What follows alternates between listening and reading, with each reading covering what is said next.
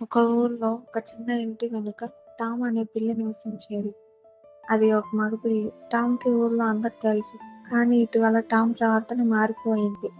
Tom ఎక్కువగా తినడం మొదలుపెట్టాడు. నడక నెమ్మదించింది. ఒంటరిగా ఎక్కువ సమయం గడపసాగాడు.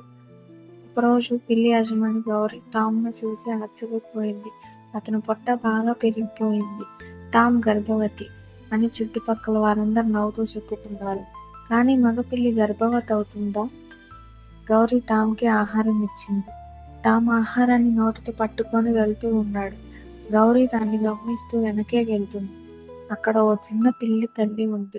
గాయపడిన ఆ పిల్లి తల్లి కదలలేకపోతుంది. టామ్ తన భోజనం దాని ముందు ఉంచాడు.